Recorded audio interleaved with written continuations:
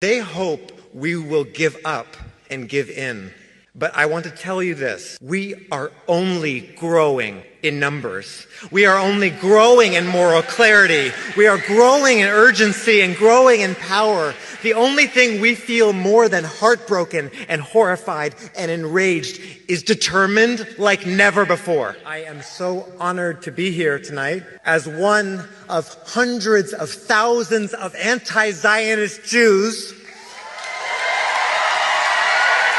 We refuse to stand by silently as Israel inflicts unimaginable violence against the 2.3 million people of Gaza who have been under blockade since 2007, the majority of whom are already refugees from the Nakba. As Israel murders thousands of Gazan children, elders, journalists, poets, parents, doctors, teachers, entire families, so many still trapped under the rubble, so many starving, so many ill with no medical care. We grieve every single life, a whole world.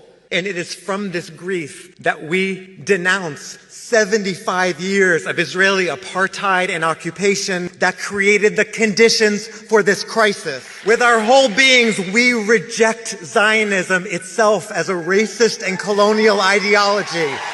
We will not be used as a moral cover for the oppression of Palestinian people, not in our names.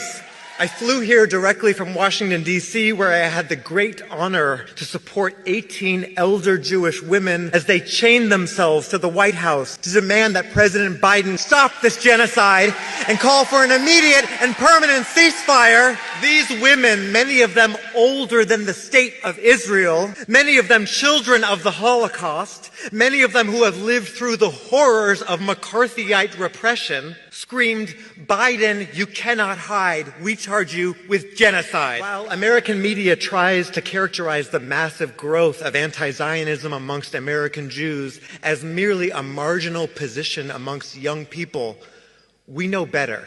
It is not a generational rift. It is an intergenerational legacy. Our movement elders have taught us that it is either all of us or none of us, that everyone deserves the chance to be a kid, and everyone deserves the chance to grow old. And for that reason, from our hearts and from our souls, we reject Zionism.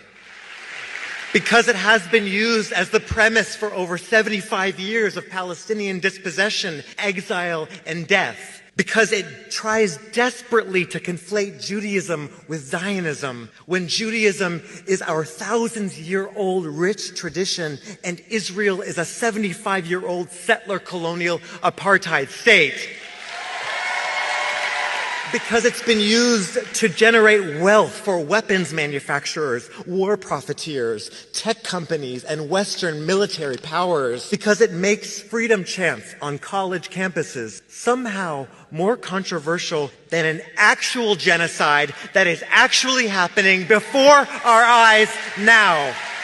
Because it has been used to stoke Islamophobia, to criminalize dissent, to break apart social justice movements with false and cynical accusations of anti-Semitism, positioning Palestinian people and Jewish people of Arab descent on the opposite sides of a colonial regime, instead of as neighbors who have lived together for generations. Because it has been used as a tool for British imperialism in Palestine, and as a false solution to centuries of European anti-Semitic violence, of European fascism that Palestinians have nothing to do with and should not have to pay for. Because if you really care about Jewish safety and about anti-Semitism, you would fight fascism, and you would fight white supremacy, and you would fight austerity, and you would fight militarism. You would not fight Palestinians. Because we use the word genocide on purpose. Not only because Israel's acts meet the legal definition of the crime of genocide, but because we know what genocide is, and because the lesson we take from the Holocaust is that everyday people let it happen. Because we must let the life or death of Palestinian people be more urgent than our fear of being criticized, being ostracized, or being fired. Because history will judge us by what we do and what we do not do now. Your silence will haunt you. The Israeli government wants the public to believe that they speak on behalf of all Jews. But here's the truth. We have organized the largest demonstrations of Jewish people in solidarity with Palestinian freedom in history.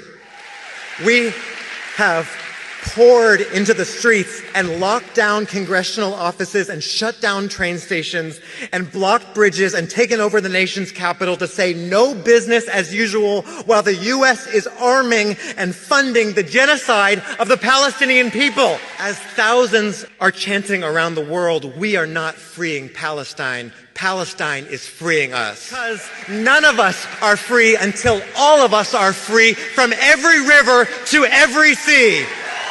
Thank you. Thank you.